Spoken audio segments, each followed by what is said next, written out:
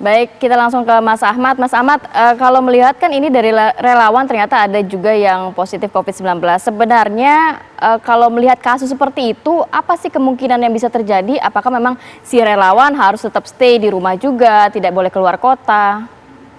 Ya, makasih. Jadi emang saya juga sering nih berusaha mengcounter membuat klarifikasi ya terhadap yang ada di media sosial, karena akhirnya jadi liar kan. Oh, ini vaksin Cina gagal nih, buktinya ada relawan yang kena COVID. Kan.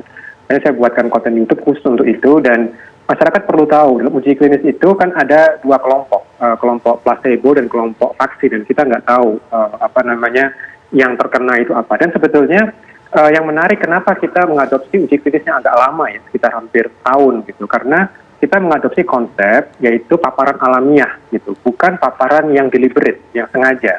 Jadi kita tidak mengambil sikap, oke, para relawan, placebo maupun vaksinasi masuk ke ruangan khusus diberikan virus secara sengaja. Enggak, dia nggak mengatakan itu.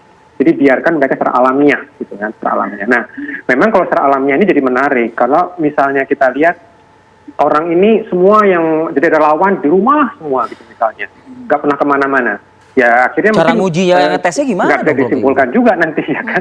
Jadi kalau di Brazil saya pikir lebih menarik karena mereka khusus pada nakes, karena nakes itu kan paparannya berisiko, siapa dia akan ketemu gitu. Nah, kayaknya misalnya ini menarik nih, 1.600 relawan ini hasilnya bagaimana? Apakah ada perbedaan terjadinya COVID antara yang vaksinasi dengan yang placebo gitu? Karena ya kita juga tahu Bandung sendiri itu kan sebetulnya relatif terkendali ya dibandingkan zona merah yang lain gitu. Jadi nanti jadi ada perdebatan lagi nih kalau kita menguji efektivitasnya, karena kan kita akan bandingkan tingkat kejadian COVID antara yang placebo dan vaksin, dan kita lihat juga kalaupun misalnya sama-sama terkena misalnya, apakah ada perbedaan gejalanya, gejala beratnya apakah sama atau tidak, atau mungkin yang lebih ekstrim apakah dia mati atau yang tidak. Tapi kalau saya lihat sih mestinya mati sih enggak, karena kan kita sudah makin banyak belajar ya bagaimana menangani pasien-pasien COVID gitu. Jadi nanti ini menjadi menarik ini dari sisi kesehatan masyarakat, dari sisi cost efisiensinya juga, dengan uang yang negara akan belanjakan untuk vaksin sebanyak itu gitu.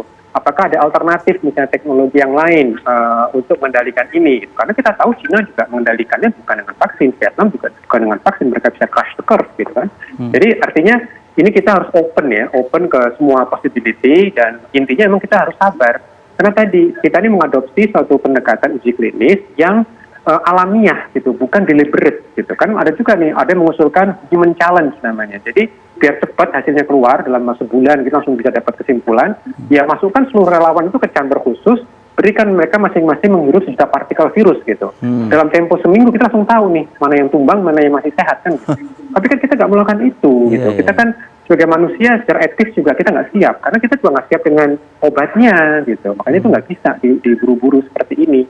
Makanya harus betul-betul tadi istilahnya cautiously optimistic gitu. Boleh optimis gitu kan, tapi sekali lagi dengan cautious. Kalau misalnya what if tadi itu, kalau ternyata gagal gitu gimana? Apa yang mau kita sampaikan? Nah, itu yang harus kita lihat dari semua perspektif. Dan mungkin intinya adalah kita memang harus menggencarkan apa yang sudah kita punya, yaitu apa? Jadi 3T, karena ini bagi-bagi tugas. Pemerintah kerjakan 3T-nya, masyarakat 3M-nya, jangan dibalik. Contoh misalnya, karena masyarakat mau tes sendiri misalnya, itu harusnya enggak. Karena mereka kan datanya belum tentu terkumpul gitu kan. Itu yang harus kita bagi-bagi tugas itu.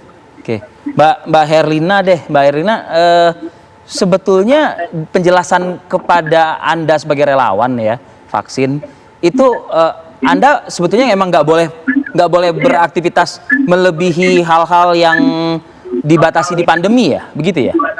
Enggak juga sih. Waktu itu dengan tim uji klinis, apakah saya boleh keluar kota? Boleh jawabnya, karena beraktivitas aja seperti biasa, yang penting tidak hilang ketika dikontak.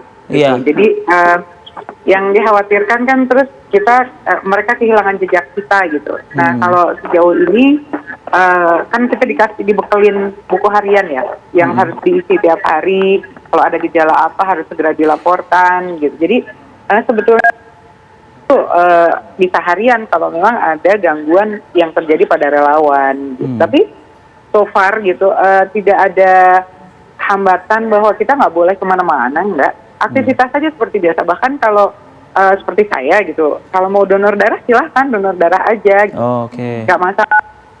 Ya kan makna vaksin yang publik atau masyarakat awam tahu kan yaitu memasukkan cairan untuk menangkal sebuah penyakit kan gitu ya misalnya kan Mbak Herlina ya.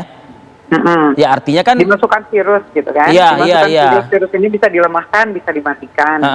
Tapi yang saya tangkap dari pernyataannya tenaga ahli utama kepresidenan Mas Dhani Amrul, Mbak Herlina ya koreksi kalau saya salah ya Mas Dhani ya, kayak menyalahkan orang yang tadi positif itu gitu ya, salah sendiri lu pergi-pergi gitu misalnya. Saya memang nggak pergi-pergi ya, jadi mungkin nggak terpapar. Tapi kan orang terpapar bisa dari mana aja. Gitu. Mungkin juga bukan dari luar kotanya, mungkin malah dari Bandung dia sudah terpapar. Bisa jadi gitu ya Mbak ya. Mas Dhani gimana Mas Dhani? Ya, jadi kan di dalam relawan uji klinis itu kan relawan kan harus menandatangani ada namanya compliance itu kan. Di antara compliance yang harus diikuti itu adalah harus taat azas dengan mengikuti protokol yang sudah ditetapkan sebagai persyaratan relawan. Salah satunya adalah concern tidak keluar kota ataupun jika melakukan aktivitas yang diharuskan keluar kota harus melaporkan kepada pengawas. Nah, di situ kan ada koordinator pengawas yang mengawasi uji klinis dan juga khususnya untuk relawan.